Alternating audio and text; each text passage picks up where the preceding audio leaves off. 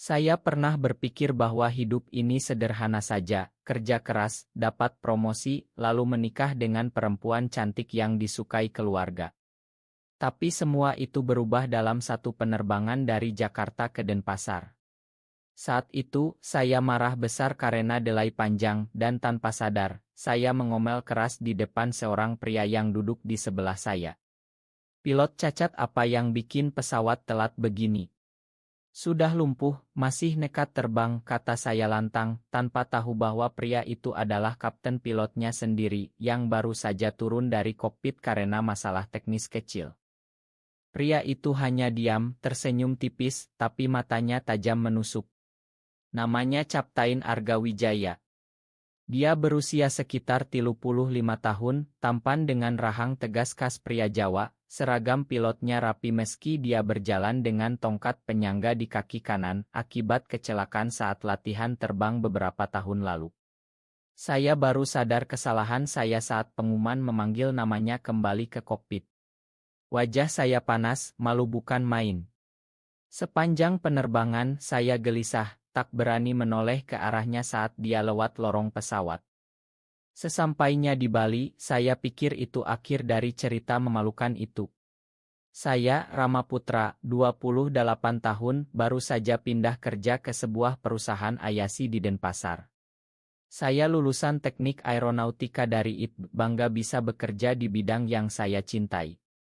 Tapi hari pertama orientasi di kantor, saat direktur baru memperkenalkan diri, jantung saya hampir berhenti. Ini Captain Arga Wijaya, bos baru kalian yang akan memimpin divisi operasional penerbangan kita. Arga berdiri di depan ruangan, tersenyum profesional, tapi saat matanya bertemu dengan mata saya, ada kilatan sesuatu, mungkin marah, mungkin hiburan. Saya ingin tenggelam ke lantai. Bagaimana bisa pria yang saya hina itu menjadi atasan langsung saya? Di Indonesia ini, di mana isu disabilitas saja masih sering dipandang sebelah mata, apalagi kalau ditambah rahasia lain yang saya pendam dalam-dalam. Sejak kecil, saya tahu saya berbeda. Di Jakarta, saat remaja, saya diam-diam menyukai teman laki-laki, tapi saya tekan habis-habisan. Keluarga saya konservatif, ayah polisi, ibu guru ngaji. Saya takut sekali kalau rahasia saya terbongkar. Saya pernah pacaran diam-diam dengan seorang cowok di kampus, tapi putus karena takut. Sejak itu, saya fokus kerja, berpura-pura normal. Di kantor baru, Arga memperlakukan saya biasa saja, tapi saya selalu grogi saat rapat. Dia pintar, tegas, tapi sabar menjelaskan hal-hal teknis. Kaki kanannya memang agak pincang, tapi itu tak menghalangi dia memimpin tim. Banyak karyawan mengaguminya karena dia tetap bisa terbang meski dengan adaptasi khusus. Captain Arga inspirasi banget, kata rekan saya, Dita. Saya mengangguk, tapi dalam hati masih malu. Suatu hari, setelah meeting, Arga memanggil saya ke ruangannya. Rama, duduklah. Suaranya tenang. Saya duduk kaku. Saya ingat kata-kata kamu di pesawat itu. Saya langsung minta maaf berulang kali. Ma, Pak, saya tidak tahu. Saya bodoh sekali. Dia tertawa pelan. Sudah lupakan. Saya juga pernah mudah marah. Tapi lain kali pikir sebelum bicara. Disabilitas bukan cacat yang membuat orang tak berguna. Obrolan itu membuat saya lega, tapi juga penasaran. Arga bukan hanya bos, dia manusia biasa yang kuat. Perlahan kami sering ngobrol soal pekerjaan. Dia cerita tentang kecelakaannya, bagaimana dia hampir pensiun dini, tapi berjuang rehabilitasi bertahun-tahun agar bisa kembali terbang. Hidup ini seperti penerbangan, Rama. Ada turbulensi, tapi kita harus tetap landas dengan selamat. Saya mulai nyaman dengannya. Di Bali yang indah ini, dengan pantai dan sawah hijau, saya merasa lebih bebas. Tapi rahasia saya masih terpendam. Hubungan kami semakin dekat saat proyek besar datang. Perusahaan kami, Garuda Ayation, sedang ekspansi rute baru ke Labuan Bajo. Arga memilih saya sebagai asisten utamanya. Kamu pintar, Rama. Saya percaya kamu, katanya. Saya bangga tapi juga takut salah lagi. Kami sering lembur berdua di kantor sampai malam. Arga selalu bawa kopi Bali asli, hitam pekat. Minum biar melek, katanya sambil tersenyum. Senyumnya hangat, membuat hati saya berdegup aneh. Saya coba abaikan, tapi semakin sering kami bersama, semakin saya sadar perasaan itu kembali muncul. Suatu malam, hujan deras di Denpasar. Kami terjebak di kantor. Arga cerita lebih dalam tentang hidupnya. Setelah kecelakaan, banyak yang bilang karir saya selesai. Keluarga saya di Surabaya sempat malu punya anak cacat. Tapi saya buktikan salah. Saya mendengar, terharu. Pak Arga hebat sekali. Saya justru yang dulu bodoh menghina. Dia geleng kepala. Kamu jujur, itu bagus. Di Indonesia ini banyak orang pura-pura saja. Lalu dia tanya tentang saya. Saya cerita tentang keluarga di Jakarta, tentang tekanan untuk nikah. Sudah punya pacar, tanyanya santai. Saya gelagapan. Belum, Pak. Fokus kerja dulu. Arga diam sejenak. Hidup ini pendek, Rama. Jangan tekan diri terlalu keras. Matanya dalam, seolah tahu sesuatu. Beberapa minggu kemudian, kami terbang bersama ke Jakarta untuk meeting dengan pusat.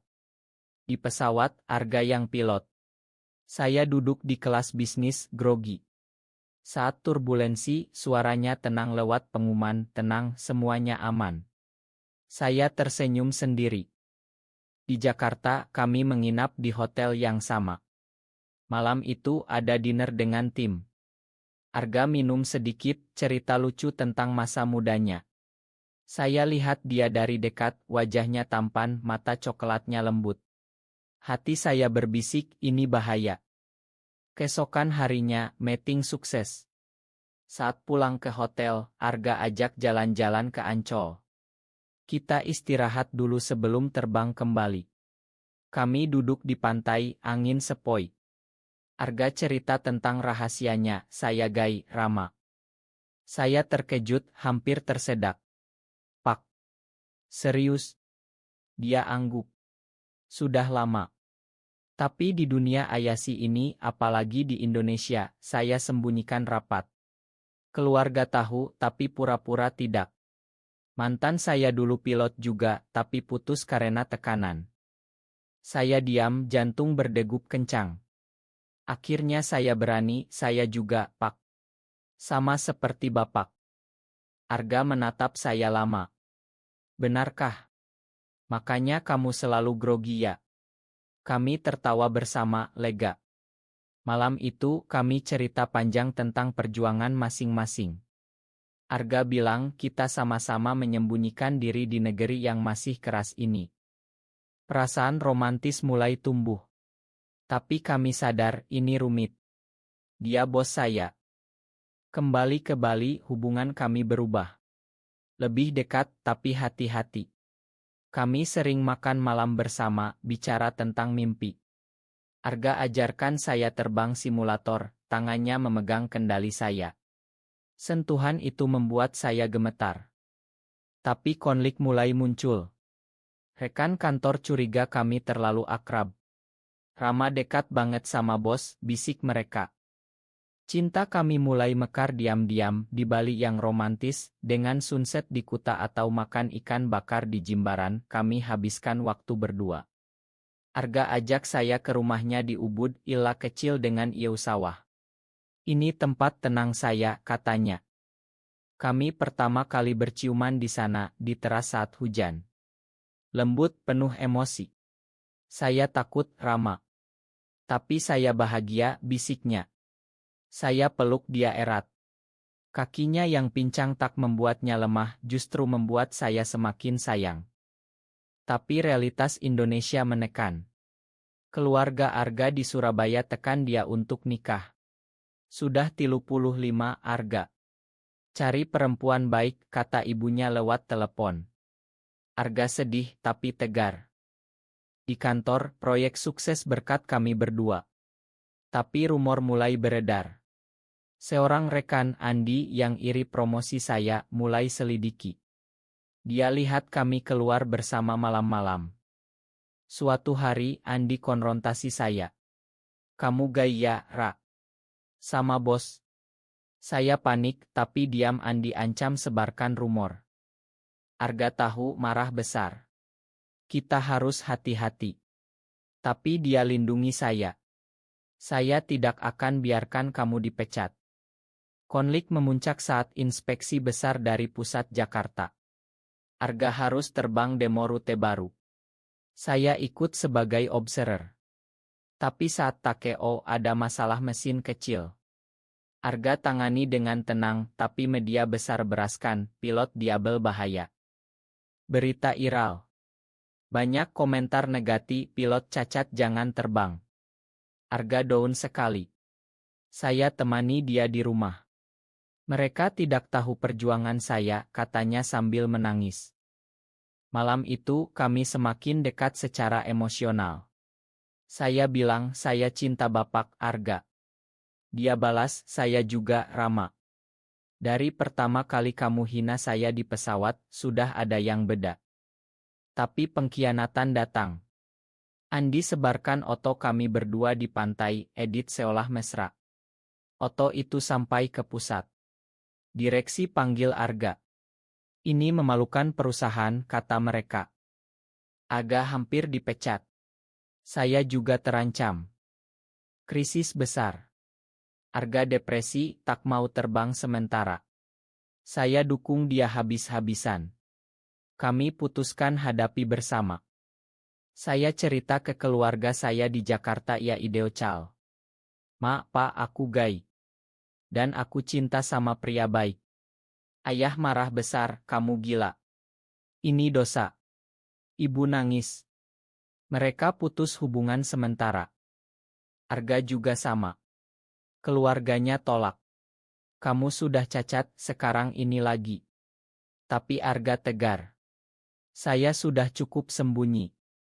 Di kantor, kami buat pernyataan resmi. Arga jelaskan disabilitasnya tak ganggu performa, sertifikat medis lengkap. Tim dukung kami, terutama Dita dan yang lain yang tahu kami baik. Tapi Andi terus provokasi. Ternyata dia punya motif, dia ingin posisi Arga. Puncak pengkhianatan, Andi bocorkan ke media sensasional. Judul, Bos Pilot Gay Diabel Pacari Bawahan. Berita meledak. Demo kecil di depan kantor dari kelompok konservatif. Kami takut, tapi saling pegang tangan. Arga putuskan resign demi lindungi perusahaan dan saya. Saya tidak mau kamu kena imbas. Saya nangis. Tidak. Kita lawan bersama. Kami konsultasi ke organisasi di Bali, Arus Pelangi cabang lokal. Mereka bantu advokasi. Banyak dukungan dari komunitas online. Perlahan opini publik berubah. Banyak cerita positif tentang disabilitas dan LGB. Pilot lain dukung Arga, dia terbaik, Diabel atau tidak. Direksi akhirnya cabut ancaman pecat. Andi yang dipecat karena sabotase. Tapi luka dalam. Arga trauma terbang sementara. Kami putuskan ambil cuti panjang. Pergi ke tempat tenang di Lombok. Di sana kami bicara banyak tentang masa depan. Saya ingin hidup terbuka, Rama. Tapi di Indonesia ini sulit. Saya angguk.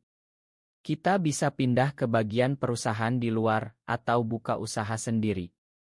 Arga rehabilitasi lagi, latihan jalan tanpa tongkat lebih sering. Saya temani. Cinta kami semakin dalam, penuh pengertian. Kembali ke Bali, kejutan, keluarga Arga datang. Ibunya minta maaf. Mama salah. Yang penting kamu bahagia. Ayahnya pelan-pelan terima. Keluarga saya masih keras, tapi adik saya dukung. Kak, aku bangga kamu berani. Di kantor, Arga kembali terbang. Saya promosi jadi wakilnya. Kami jadi pasangan inspirasi, Diabel yang sukses, Gay yang berani. Tapi masih ada konflik kecil. Media ikuti kami, tapi kami abaikan. Suatu hari, Arga ajak saya ke pantai tempat pertama kami mesra. Rama, maukah kamu jadi pasanganku selamanya? Saya nangis bahagia. Ya. Beberapa tahun kemudian kami hidup bahagia di Bali. Arga buka sekolah pelatihan pilot inklusi khusus diabel. Saya bantu kelola. Banyak murid inspirasi dari cerita kami. Kami tak nikah resmi tapi komitmen seumur hidup. Keluarga perlahan terima sepenuhnya. Di Indonesia yang masih berjuang dengan toleransi, kami jadi contoh, cinta tak pandang cacat, tak pandang orientasi.